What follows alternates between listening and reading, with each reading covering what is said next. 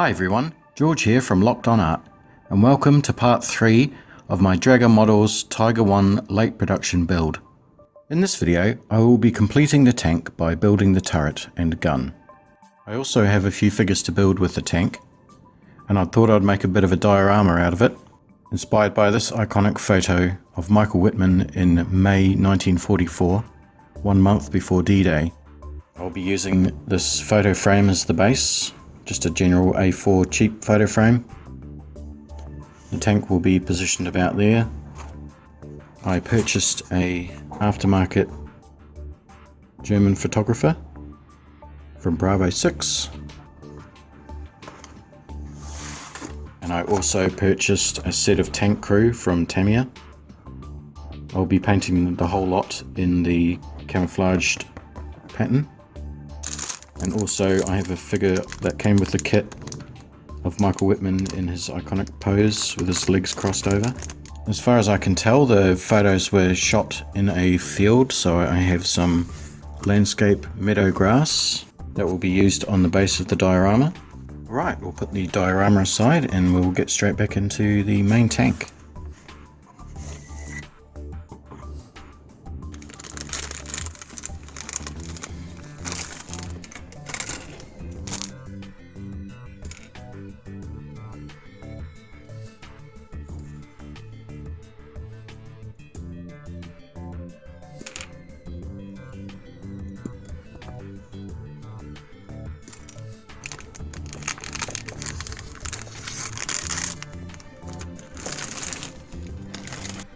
The mantlet that came with the Zimmerit kit, I'm not too happy with. It's quite rough and it's all filled in. It'd be quite a lot of work to get it how I want it to go. So instead I'll just be using the kit mantlet, and I've applied some of my own Zimmerit.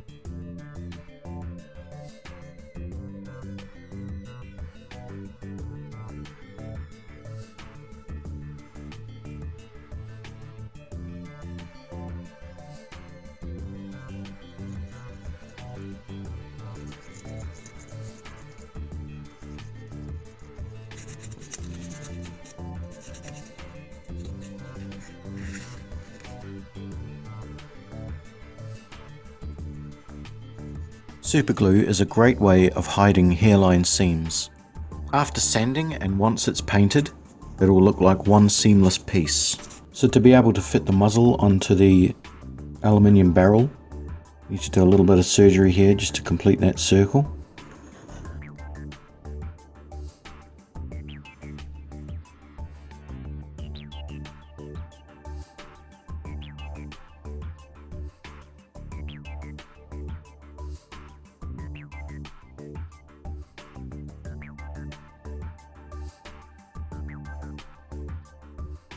So I'm going to apply the same technique as I used on the muzzle for the breech block. Once I've glued it together, I've added a wee bit more super glue on top just to act as like a putty. And I'm going to sand that away until it's smooth, and that will hide any fine seams.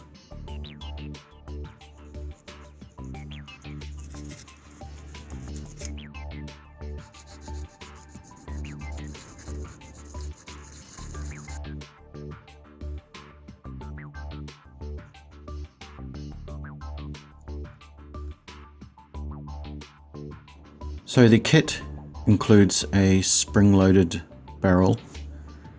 The feature seems a bit pointless to me. but I am going to include it.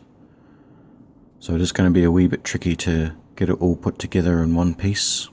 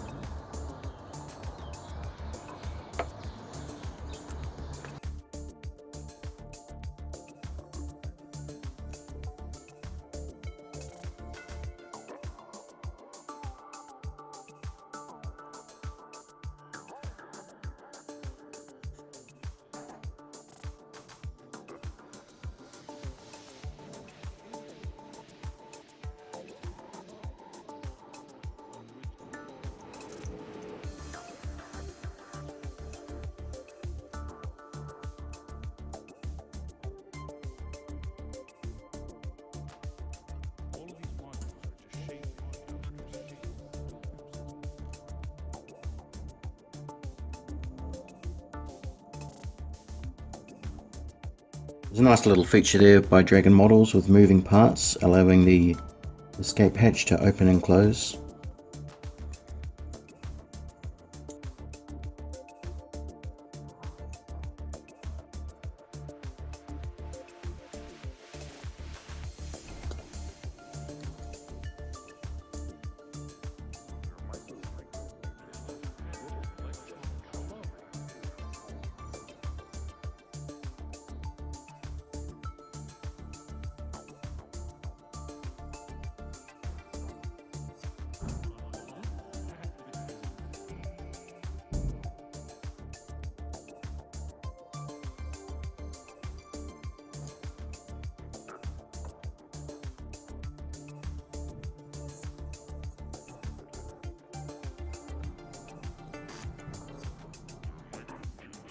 So at this point in the construction, I will be priming and painting the interior of the turret before I seal it all together.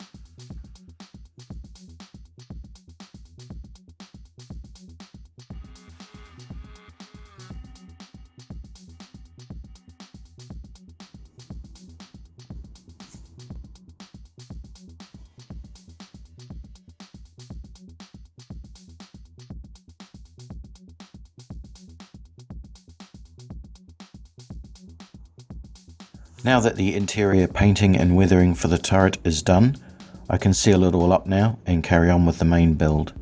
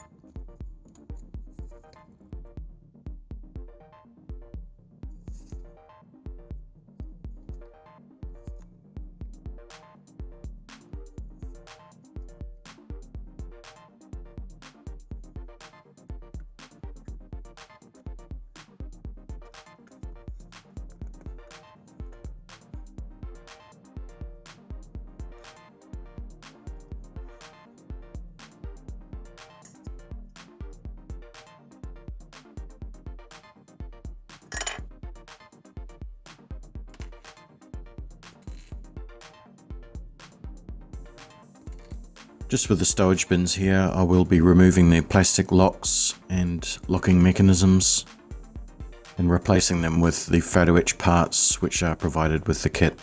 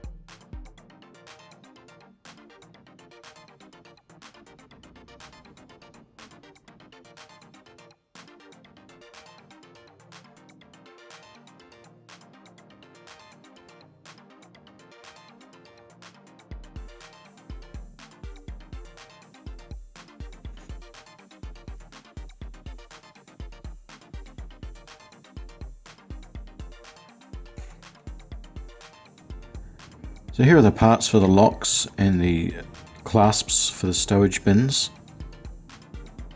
I'm not going to make these up on camera as they are extremely small and very fiddly, but I will show you the final product. So it has the lock on it. This clasp here is movable.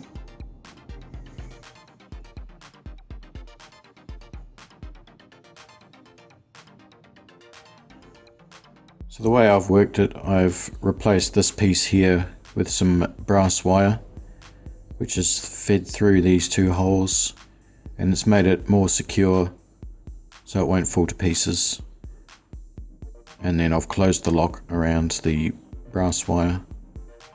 This is the movable part, and it will be clasped onto the hook, which will be on top of the lid.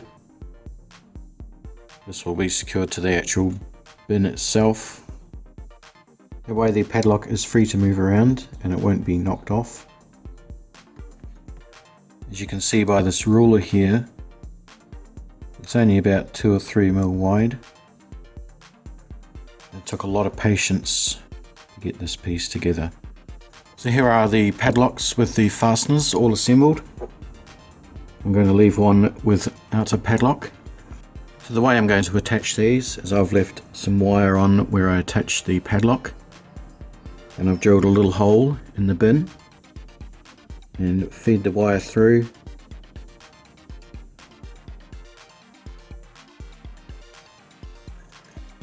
And pulling that tight secures the fastener to the bin, and then the wire can be glued up from the inside, making the whole assembled part quite sturdy without risk of being knocked off.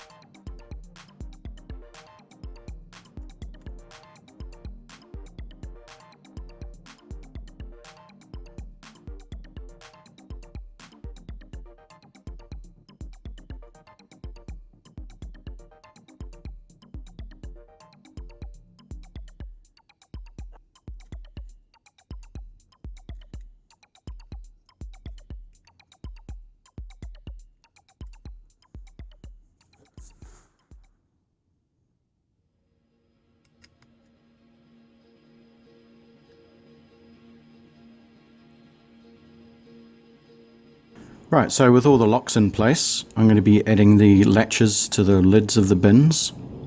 The easiest way I've found to do this is to pre-form the latch into place. Feed it through the hole and then feed the piece up and over the top of the bin.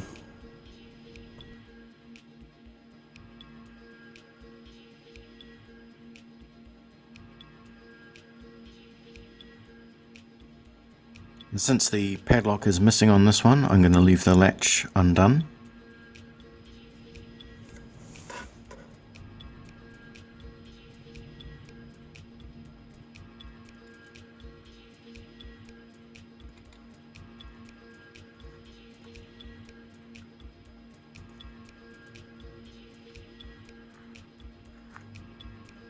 Now the top track link support actually has a U-shaped locking pin that can be inserted just by the hinges here.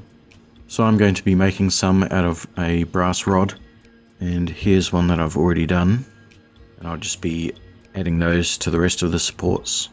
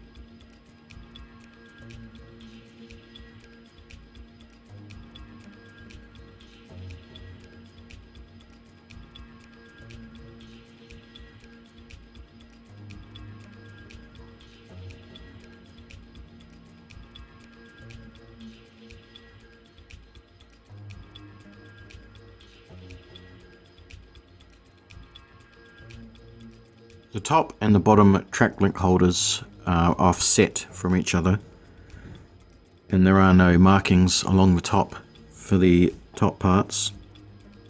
So to get it just in the right place, what I've done is I've gone ahead and glued the track link to the bottom. So for the top one, I'll just line it up with the track, and that'll be in the position it needs to be.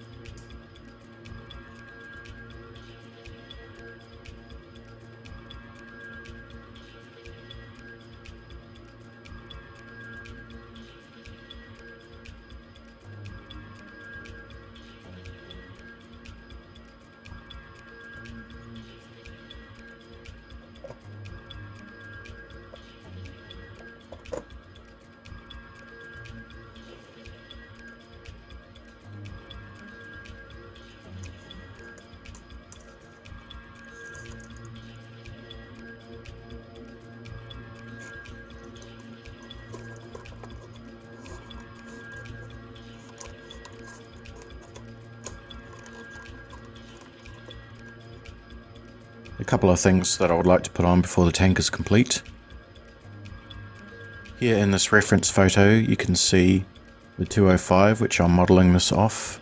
It has a cupola mounted MG34 in the anti-aircraft role, Also, it has the canvas cover over the muzzle brake, so I will be including both of those. And the kit does supply the mount, but it does not supply the MG34. So I went out and purchased an aftermarket MG34 for use with armoured vehicles. It has the extra armoured barrel.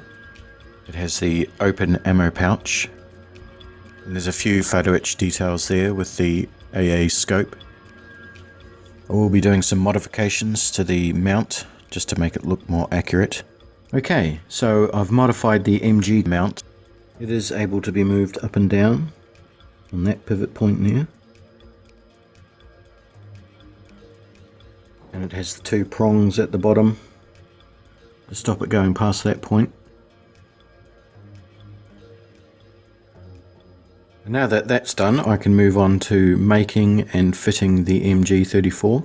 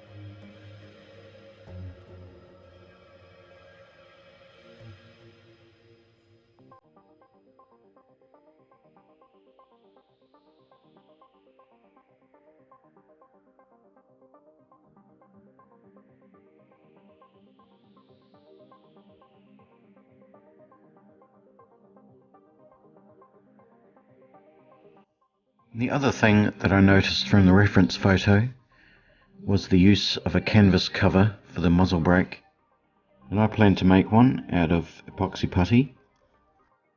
I made one a few years ago for this Pak 40 anti-tank gun, and I was quite pleased with the results. So for this putty there's two parts to it. You just cut equal parts off and mould those together.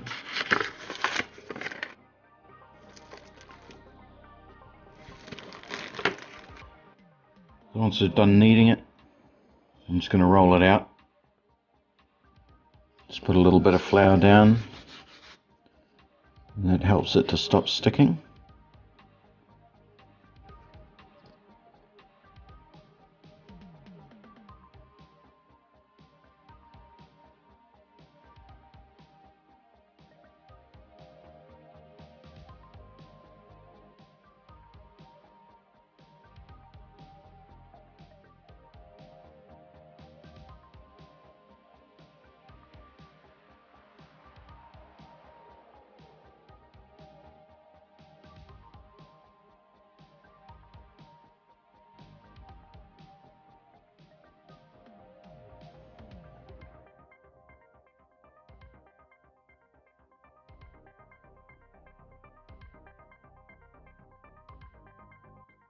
Once I've left the putty to dry overnight, I will be able to sand it and score it if I need to add any more detail. But for now I think that's pretty good. One additional thing that was included, which I'm going to add, is this preformed bucket made of brass. Came with a handle on it and everything. I just had to glue the base on there.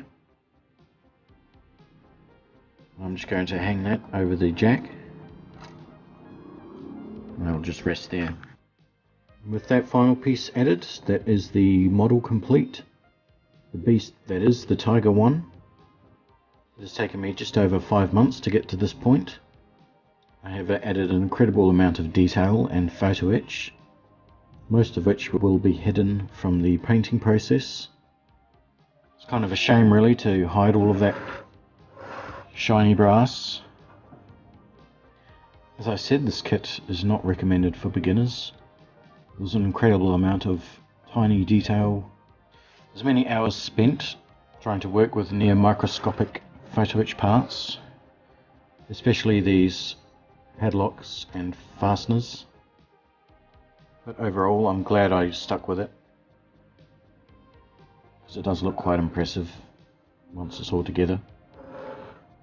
And as I said at the beginning of the video, I do have a diorama planned for this with figures, so please stick around for part 4, where I will be making up the diorama and also the complete painting and weathering process.